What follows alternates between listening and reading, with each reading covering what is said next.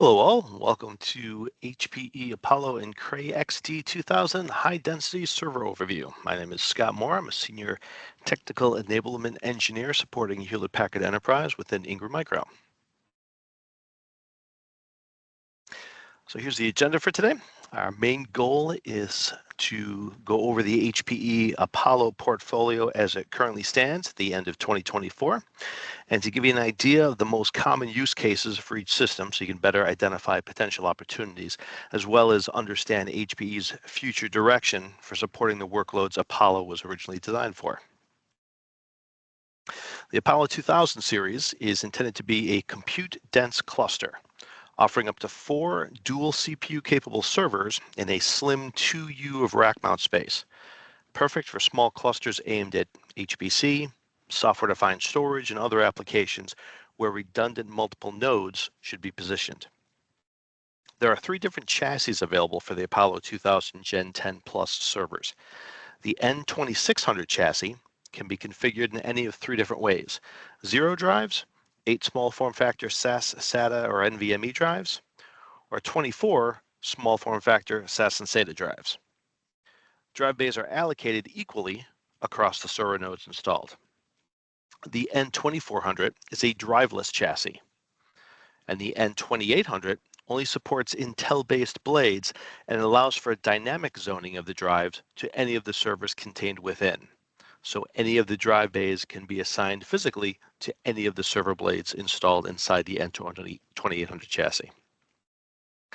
The 1U server nodes that get installed in the chassis are called the XL220N servers. Those are the ones using the Intel Gen 3 Scalable Xeon processors, or the XL225N servers, which are the ones using the AMD EPYC 7002 or 7003 processors. They are 1U high and a half rack in width, allowing a max of up to 4 per chassis. The chassis shares power and cooling across all server nodes, just like in Synergy or other blade-based server configurations. The nodes can have PCI expansion cards like a normal server, with some limitations due to the size constraints. For example, the slots in the 2000 chassis are all low profile. The most common use cases are general workloads with medium rack density, as well as specific applications such as computational fluid dynamics, weather simulation, oil and gas exploration. As I said before, anything that's pretty much fits into that small number of nodes cluster kind of configuration. The Cray XD2000 can be thought of as kind of a Gen 11 version of the Apollo 2000. It has options for both AMD and Intel-based server blades, which cannot be mixed within the chassis. The chassis supports 8 small form factor NVMe drives, 2 per 1U server slot, and is available in either a 240 volt or 277 volt high voltage version. The 1U dual CPU capable server nodes are referred to as the XD220V for the Intel 4th and 5th generation scalable Xeon-based servers, or the XD225V for the AMD EPYC 9004 and 9005 processor-based servers. They're 1U and half rack in width, allowing up to a max of 4 per chassis. The XD295V server blade is 2U high, half rack wide, dual AMD CPU capable, and allows up to 2 to fit in an XD2000 chassis. The chassis shares power and cooling, just like the Apollo 2000 and the Synergy do. The nodes can have PCI cards and again are limited by size constraints. They are low profile cards.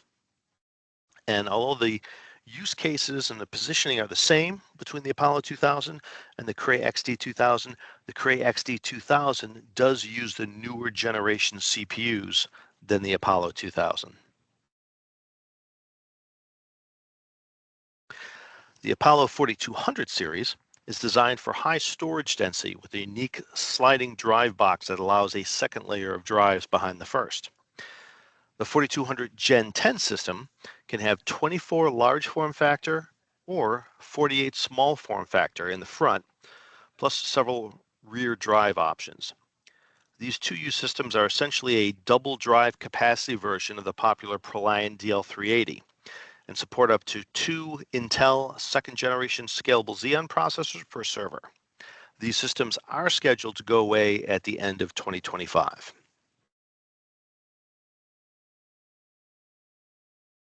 The Apollo 4200 Gen 10 Plus can have 24 large form factor or 48 small form factor in the front, and again has several different rear drive options. The differences between the Gen 10 and the Gen 10 Plus are displayed on this slide in red.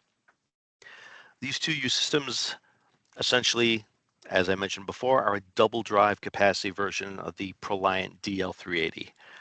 The Gen 10 Plus, however, supports dual Gen 3 Intel Xeon scalable CPUs. For similar systems with newer, such as 4th or 5th generation Intel CPUs, HPE offers the Electra 4120 product line. The Gen 10 Plus Apollo 4200 will continue to be available throughout 2025 and 2026. And that brings us to the end of the presentation and our overview of the HPE Apollo and Cray XD2000 high density servers. Thanks for watching.